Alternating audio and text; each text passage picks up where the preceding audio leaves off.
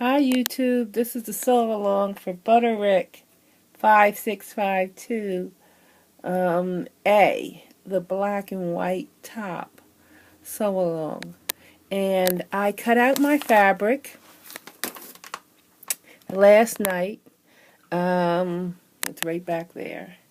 I did my markings, and I also cut out my bias binding.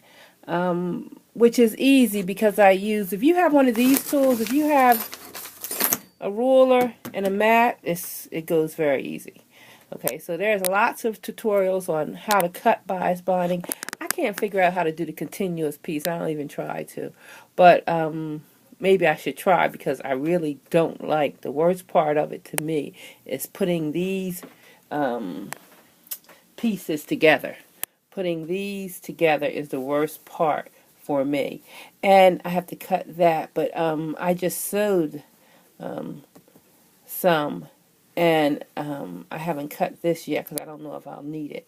I just cut a square and just kept right on cutting and putting things together. But she had it easy. I got to put her in the comment. But she had it whereas you put the squares together. Most of them have where you put the triangle together a certain way, and I can never figure that out. So I can figure it out, but I got to think so hard about figuring it out. So right now I'm doing my bias binding, and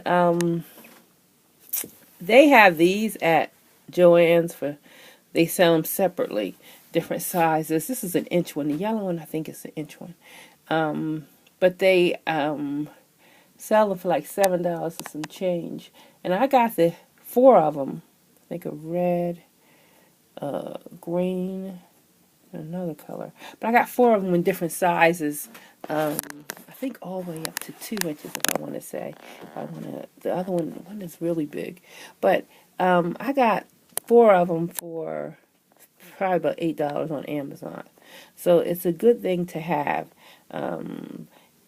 It gives you your bias binding very easily. Easy way to do it. How I do mine is I spray it though. I spray it with some starch. Now this spray can I'm trying to use this up because I had this forever, and usually they get kind of clogged, but this one hasn't gotten clogged at all. And well, I have this one, and I just spray the whole thing before I start. Then I kind of triangled this edge here so it fit through here. I take if it doesn't go all the way through, in the middle part here, I got one hand working here. I take this pin and just pull it through until I get it started. Now what I do is, after I do that, I take my iron, and you can move it back with the iron. You can move it back with your hand. See, this is so easy that you can do one hand. Make sure it's nice and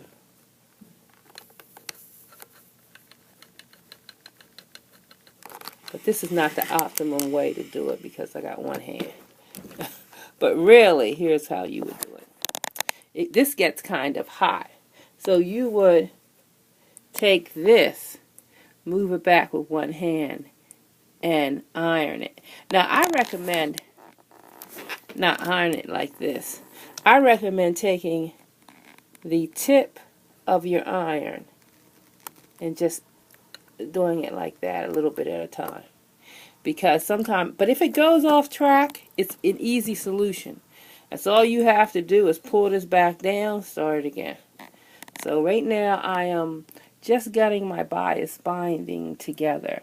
And after I get my bias binding together, I am going to do the middle and show you how to put the pockets on. Pockets are easy. I have this pocket guide thing that does the corners for the pockets, but there's a certain trick that you can use for the pockets to make sure they have that curve at the end. I usually like mine with the curve at the end, not square pockets, but I'll come back to that. Okay, bye YouTube.